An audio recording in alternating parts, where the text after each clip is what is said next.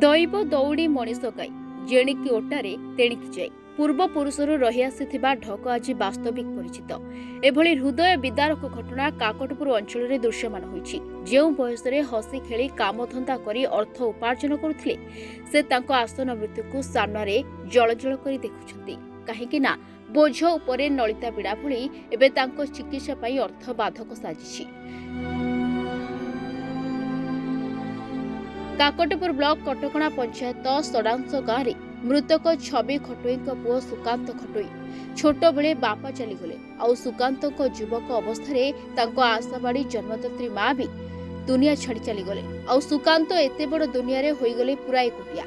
बड़ बापा कवि खटोई और बड़ माँ सुकांत को भरण पोषण करुथिले किंतु जीवन युद्ध को आखिरे रखी निजको स्वावलंबी करने मात्र 20 वर्ष बयस सुकांत पलई गले संपर्कियों निकट को हैदराबाद सेठी पेट पोषिबा पई एक होटेल रे काम कले किछि पैसा संचय कले गाँव में बाटी झाटी घर को काम करिवे बोली आखिरे अनेक स्वप्न मात्र आखि पिछुड़ा के सबु स्वप्न भांगी धूली सात हो गला। सपोर्ट थला एमजी ता मा जे मरिगला पाठ पढ़ा छाडी गिरी एटू बुलिला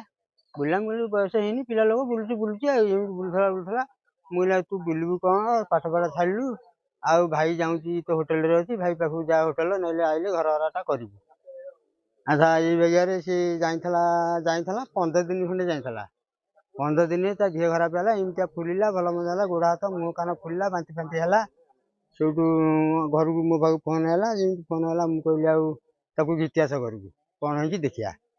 घिति आसला तो हाईटेक जाकि चेकिंग चेकिंग कला एमती किडनी फेल बाहर से कौन करूँ पैसा बता ना धार उधार कट दाम कर गाँ गंडारू मरामता करी डाक्तर कहती किडनी गुड़ा नगेवाई कि 20-25 लाख टका दरकार आम 20-25 लाख कौटू आणु अभाव लोक जमी ना बाटी ना भल ना मंद ना आ बाप मरी जा माँ मरी जा मोर संसार मो पाखे सीना ठेला पिलाटे अच्छी बोली मुझे एत बाट नहीं अभाव भाव उपास पकई रही एपट सेपट करुच्ची आउ कौन करें एत पैसा कौन मो पाखे अच्छी मुझे करें। हठात तांको शरीर असुस्थ हैला देह हाथ मुह फुलिला जहा खाइले बांति हेबाकु लागिला ओडिशा आसिले बड़ बापा को कहले तांको भुवनेश्वर घरोई हॉस्पिटल को नहीं तांको स्वास्थ्य परीक्षा करागला मात्र जहा डाक्टर कहले सेठी सुकांत होईगले जियंता सब डाक्टर रिपोर्ट अनुसार सुकांतर 2टी किडनी संपूर्ण खराब हो जाइछि। घर मु प्राय समय एठिके आसे आसिया पर मुझे शुणी जे सुशांत कुमार खटोई शरीर असुस्थ अच्छी बापा माँ ना साहाय्य किसी आवश्यक पड़ुची तेणु आम जाचु ए विषय में साहाय्य किसी करागले भल हाँ प्रति सप्ताह डायलिसिस चलती दी थर आ किडनी फेल होती तेणु से असहाय होती सब गाँव किसी लोक साहाय्य मागिक चलुँच सरकार पाखे अनुरोध केमती सुविधार चिकित्सा करा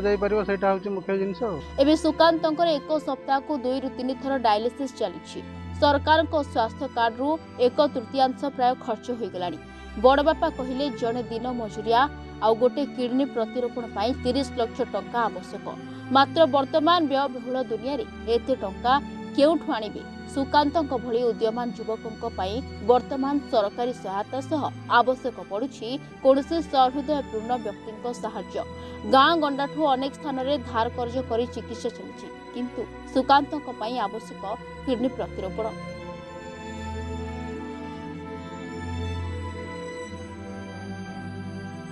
कौन बापा भात जाऊनी राति निद शो ना सी जो अभाव मरण साथी नड़ई करुच्ची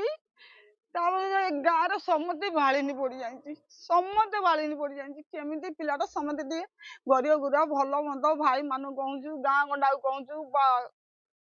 साई सागिला पंचायत समस्ते चांदा कलु एत बाट आम आईलु आम बल ना आम तो अभाव लोक गरीब लोक आ कले अंत दूची कौन करूँ देखला कौन आम पेटू हाथ जाऊनी आउ भाई मान सरकार मान हाथ जोड़चु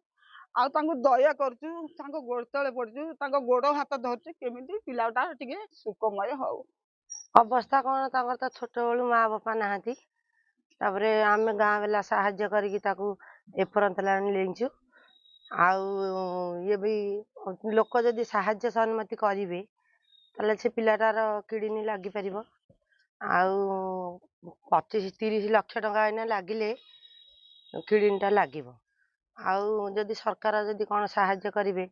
କି ଗାଁ ଭାଇ ସାହି ସମସ୍ତେ ସାହାଯ୍ୟ କରିବେ, ଯଦି ପିଲାଟା ଉପକୃତ ହେଇପାରିବ, ଆମେ ଏଇଆ ସାହାଯ୍ୟ ଚାହୁଁଛୁ ଆଉ। ଏହା କୌଣସି କାଳ୍ପନିକ କାହାଣୀ ନୁହେଁ, ବରଂ ଏହା ଏକ ବାସ୍ତବ ଚିତ୍ର। ଗୋଟେ ଉଦୀୟମାନ ଯୁବକ, ବୟସ 20ରୁ 21 ବର୍ଷ, କିନ୍ତୁ ଦୁଇଟି ଯାକ କିଡନୀ ଖରାପ ହେଇଛି। କାକଟପୁର ବ୍ଲକର ଷଡ଼ାଂଶ ଗ୍ରାମ। ଛୋଟବେଳୁ ବାପା ଚାଲି ଯାଇଥିଲେ, ପରିଣତ ବୟସରେ ମା ମଧ୍ୟ ଛାଡ଼ି ଚାଲିଗଲେ। କିନ୍ତୁ ଯେତେବେଳେ ଅନ୍ୟ ରାଜ୍ୟକୁ ଯାଇଥିଲେ ଶ୍ରମିକ ହିସାବରେ କାମ କରିବାକୁ, ସ୍ୱାସ୍ଥ୍ୟ ଅବସ୍ଥା ଗୁରୁତର ହେବାରୁ ଫେରି ଆସିଥିଲେ ଓଡ଼ିଶା ଏବଂ ପରେ ଜାଣିବାକୁ ପାଇଥିଲେ ଦୁଇଟି ଯାକ କିଡନୀ ତାଙ୍କର ଖରାପ ହେଇଛି। ଗୋଟେ କିଡନୀର ପ୍ରତିରୋପଣ ପାଇଁ ଦରକାର 25ରୁ 30 ଲକ୍ଷ ଟଙ୍କା, କିନ୍ତୁ ବର୍ତ୍ତମାନ ଅର୍ଥ ସାଜିଛି ବାଧକ। ଏ ବାବଦରେ ଆମେ କାକଟପୁର ବ୍ଲକର ମଣ୍ଡଳ ଉନ୍ନୟନ ଅଧିକାରୀଙ୍କୁ ଭେଟିବାକୁ ଯାଇଥିଲୁ, କିନ୍ତୁ ବିଡିଓ ଅନୁପସ୍ଥିତ ରହିଥିଲେ। ଆଶା କରାଯାଉଛି ସୁକାନ୍ତଙ୍କ ପ୍ରତି ଯଦି ଜିଲ୍ଲା ପ୍ରଶାସନ, ବ୍ଲକ ପ୍ରଶାସନ ସହିତ କିଛି ସହୃଦୟ ବ୍ୟକ୍ତି ତାଙ୍କ ଠିକଣାରେ ପହଞ୍ଚି ତାଙ୍କୁ ସାହାଯ୍ୟର ହାତ ବଢ଼ାଇବେ, ଏ ଉଦୀୟମାନ ଯୁବକଙ୍କର ଆଗାମୀ ଭବିଷ୍ୟତର ସ୍ୱପ୍ନ ନିଶ୍ଚୟ ପୂରଣ ହୋଇପାରିବ। କାକଟପୁରରୁ ଆର୍ଯ୍ୟ ବିଶ୍ୱାଳଙ୍କ ରିପୋର୍ଟ, ରିପୋର୍ଟର୍ସ ଟୁଡେ।